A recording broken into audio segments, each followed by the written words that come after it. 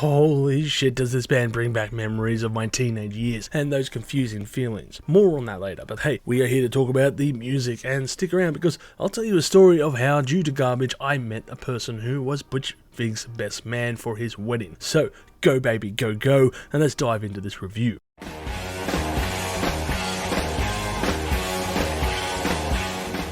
Hi people and hello my chilling carnage crew, it's Chilly here, the man with iron in my eyes, doing a 5-minute review on Garbage's newest album, Let All That We Imagine Be the Light. I think most guys my age would have these same vivid memories surrounding Garbage and their song Cherry Lips, in particular the video clip for this song, which if you haven't seen already, it should be playing on the screen right now. And in this video we see some fantastic editing of the band performing. Except they are invisible, and during the run, Shirley Manson proceeds to lift up her skirt on her invisible form and discard it, leaving only gloves and boots to be seen while dancing. And as a young teen, I just think that video clip was just swell, and I bet so many would also agree. So, just like that, Garbage had left an impact on my formative years that I would never forget. However, outside of a few singles from their first 3 albums, I never really got into their music. And I think this partly had to do with the gap between records, which saw their next record, Bleed Like Me, released some years later in 2005, and unfortunately, it was not able to replicate, of course, these feelings, which led to my dismissal of not only that record, but the band itself. And so for the longest of times, I plain forgot about them. Fast forward to the current day, and due to my YouTube channel's existence, I of course would keep up to date with current releases. And this is just another new album for me to review, so let's discuss the band's 8th album.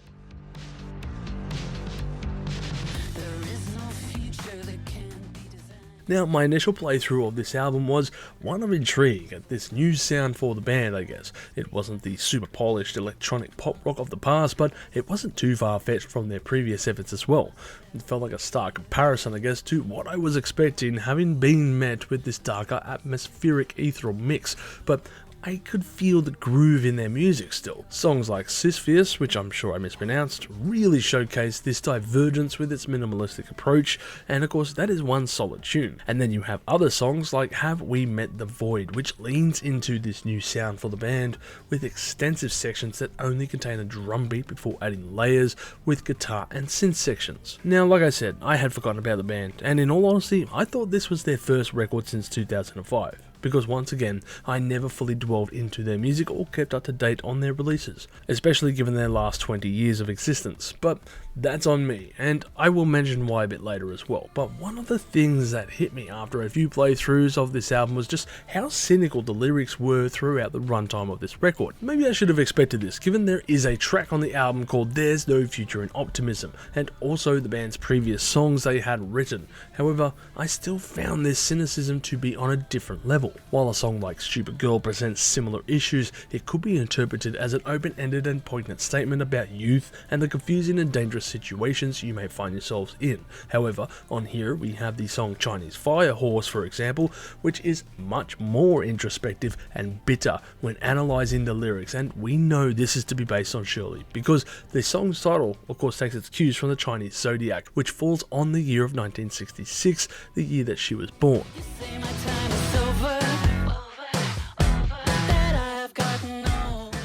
Now look, growing up is certainly no fun, but it does become somewhat uncomfortable to hear some of these insights and perhaps hard truths. This also carries over on several other songs as heard throughout the record's runtime. And while it makes for, I guess, an interesting subject matter to cover, it can become grating when heard over and over again. This is also exemplified by the type of music performed, which sees the band shift from almost bright bubblegum type electronic pop to a darker, more brooding, industrial sounding affair that seems to be akin to The Cure. It's not a bad sound in my books, but I guess given the lyrics, this type of music does go hand in hand. One of the most admirable things about Garbage is how that they have never changed their lineup, of course, making them one of the very few bands to do so over their tenure. And this of course means that Butch Vig, producer to the likes of Nirvana, Pearl Jam and Smashing Pumpkins amongst many others, again returns to his role as drummer for the band, which is a perfect way to segue to my story as promised earlier on in the episode. So wind the clock back to 2013 if you will, and we are at the arse end of February, and I'm currently in some bar in Bondi for my brother's birthday with a friend of the channel, of course, Doz, and he comments that this guy over here looks like Ringo Starr, so we should talk to him. I mean, imagine if it was Ringo Starr, right? Anyway, Doz mentions this, and he takes it as a compliment. Then we get chatting. Now, this guy is a top bloke. He's real friendly. He also loves music, as we quickly find out. So we talk about this subject for a while and eventually find out that he's from America and is in town to see Garbage at their Sydney concert. I heard that they had been touring, so we started talking about the band and eventually Butch Vig and how much Dawes adores him due to their Nirvana connection. Eventually, this individual informs us that he knows Butch Vig and actually was his best man at his wedding, and this was the reason that he was in the country. It was to see Garbage, to see Butch Vig, and of course he was also there for a holiday. Naturally, this piqued our curiosity and we proceeded to shell out rounds for him and his partner as we discussed various stories surrounding the legend that is Butch Vig.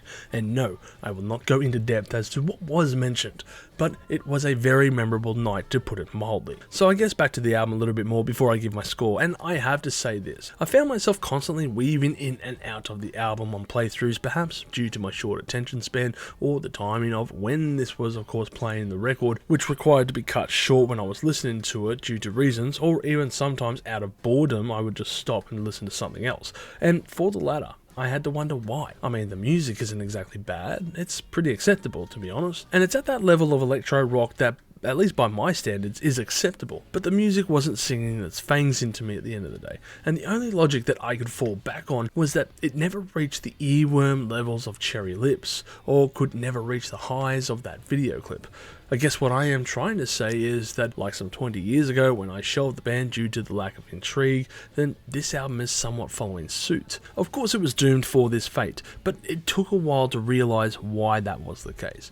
And then once I did realise, I managed to get over this. But at the end of the day, I guess I'm going to let my score reflect what I think of it. Overall, I will give this album a score of 5 million chilies on the spicy scale, with my favourite tracks being Chinese Fire Horse, Are You Happy Now, and There's No Future in Optimism. Of course, my score is reflective of my personal taste in music, and as such is not a subjective figure. If you ask me how I perceived the public to enjoy this record, then I would state otherwise. But that's not why you're here watching this video, and that's why I'm not a music publication offering such takes.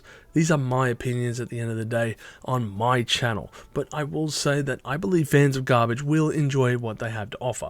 Anyway, as always, make sure to let me know in the comment section below what your favourite track was, and always listen to this album for yourself as you stay spicy out there. If you've enjoyed this content, make sure to smash that like button, subscribe to us, and stay notified for future music related content, because it keeps our manager happy at the end of the day. We are also on Discord, Instagram, Facebook, and all those other social platforms if you want to check us out. As always, people, you have a great day and stay spicy.